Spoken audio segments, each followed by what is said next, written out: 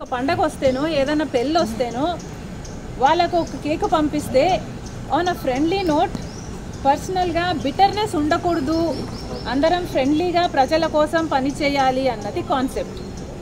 ఇప్పుడు కూడా చంద్రబాబు గారిని పెళ్లికి మాత్రమే పిలవడానికి వచ్చాము. ఇది పొలిటికల్ కానే కాదు. చంద్రబాబు గారు ఒక తెలుగుదేశం పార్టీకి నాయకుడు, నేను కాంగ్రెస్ పార్టీలో ఒక కార్యకర్తను. మాకు రాజకీయంగా ఏ లావాదేవీలు ఉండదో, ఉండకూడదో, ఉండబోవు కూడా. రాజశేఖర రెడ్డి గారు కూడా తన సొంత పిల్లల పెళ్లిళ్ళకు కూడా చంద్రబాబు గారిని ఇన్వైట్ చేయడం జరిగింది. చంద్రబాబు గారు కూడా రావటం జరిగింది, మమ్మల్ని ఆశీర్వదించడం జరిగింది. ఇదేమీ వింత కాదు, విచిత్రం కాదు. సో దీన్ని ఒక ఫ్రెండ్లీ ఎన్వైరన్మెంట్ తో చూస్తే అందరికీ కాంగ్రెస్ పార్టీలో మనం పెట్టుకున్న తర్వాత కాంగ్రెస్ పార్టీ ఏ బాధ్యతలు అప్పగించినా ఆ బాధ్యతలు నేను నమ్మకంగా చేస్తానని ఆ రోజు చెప్పాను, ఈ రోజు చెప్పాను. మేడం ఫ్రెండ్లీ రాజకీయాలు మేడం మీరు ఫ్రెండ్లీ రాజకీయాలు కోరుతున్నారు. ఇప్పుడు అంతా ఫ్రెండ్లీ రాజకీయం ఉందా మేడం? ఒకవైపు మీ సోదరుడితో చంద్రబాబు నాయుడుకి వైరం ఉంది, మీరేమో రాజకీయాలు అలా ఉండకూడదు అంటున్నారు. ఎట్లా మేడం? Not condoning anything. ఇలా ఉన్నాయి రాజకీయాలు అని నేను మీకు చెప్పనవసరం లేదు, మీ అందరు కూడా చూస్తున్నారు. కానీ ఫ్రెండ్లీగా ఉండాలి. మనం అందరము కూడా ప్రజల కోసం ఉన్నాం. ఏ వేదిక అన్నది ప్రజలకు తెలుసు. ఏ ప్లాట్ఫామ్ని మనం ఎంచుకున్నా, ఏ పార్టీని మనం ఎంచుకున్నా ఉన్నది మాత్రం ప్రజల కోసం. సో ప్రజల కోసం నమ్మకంగా పనిచేద్దాం. పార్టీలు ఉన్నది, లీడర్లు ఉన్నది ప్రజల కోసం, స్వార్థం కోసం కాదు అన్నది నా అభిప్రాయం. చంద్రబాబు నాయుడు రాజశేఖర రెడ్డి గారి మనవడు వైఎస్ రాజారెడ్డి గారి పెళ్లి జరుగుతున్న సందర్భంలో చాలా మంది ఇన్వైట్ చేస్తున్న రాజకీయ నాయకుల్ని, అందులో భాగంగానే చంద్రబాబు గారిని కూడా పెళ్లికొచ్చి వాళ్ళని ఆశీర్వదించాలని కోరడం జరిగింది. చాలాసేపు రాజశేఖర రెడ్డి గారి గురించి, వాళ్ళ ఫ్రెండ్షిప్ గురించి, వాళ్ళ రాజకీయ ఇనిషియల్ ప్రస్థానంలో జరిగిన విషయాల గురించి అన్నీ గుర్తు చేసుకున్నారు, మాకు గుర్తు చేశారు. చాలాసేపు మాట్లాడాం, చాలా సంతోషం అనిపించింది. వచ్చి ఆశీర్వదిస్తామని మాటిచ్చారు.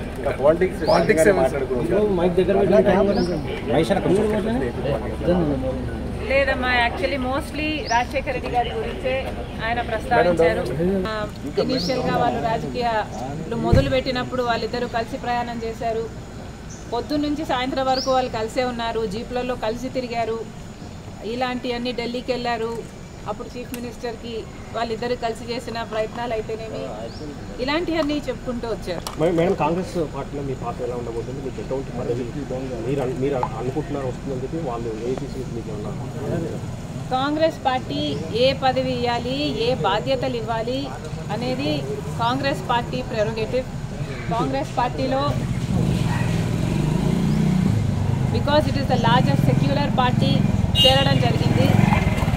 రాహుల్ గాంధీ గారు ప్రధానమంత్రి అయితేనే మన దేశానికి మంచి జరుగుతుందని, కమ్యూనల్ వైలెన్స్లు తగ్గుతాయని రాజశేఖర రెడ్డి గారే రాహుల్ గాంధీని ప్రధానమంత్రిని మనస్ఫూర్తిగా చేసుకోవాలి అనుకున్నారు. కాబట్టి అదే జరగాలి, అది జరిగితేనే మన దేశానికి మంచి జరుగుతుంది అని చేరడం జరిగింది. ఇంకొకసారి చేరిన తర్వాత వాళ్ళ చేతుల్లో మనం పెట్టుకున్న తర్వాత వాళ్ళు ఎలా ఆదేశిస్తే అది నమ్మకంగా చేయాల్సి ఉంటుంది.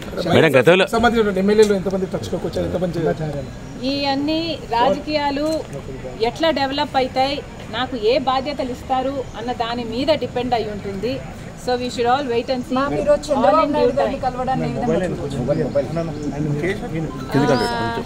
చంద్రబాబు గారిని చూడడాన్ని ఏ విధంగా కలవడం ఏ విధంగా చూడొచ్చు అంటే, మామూలుగానే ఒక ఫ్రెండ్లీ ఎన్వైరన్మెంట్లో అందరం చూస్తే బాగుంటుంది. నేను లోకేష్ గారు ఒక ట్వీట్ నాకు రిప్లై చేశారు. ఆ సందర్భాన్ని కూడా రాజకీయంగా చూడకండి.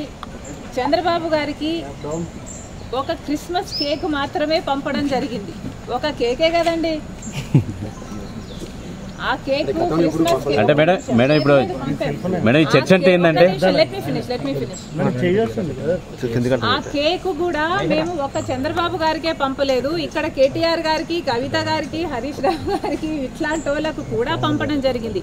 యాక్చువల్లీ ద బ్యాక్గ్రౌండ్ ఈస్ రాజకీయాలు అన్నది జీవితాలు కాదు, రాజకీయం అన్నది మా ప్రొఫెషన్. మేము ప్రజల కోసం చేస్తున్న ఒక సర్వీస్. ఆ క్రమంలో మేమందరము ఒకరిని ఒకరు మాటలు అనుకుంటుంటాం.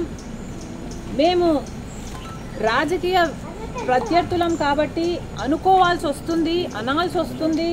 అలాంటి బిటర్నెస్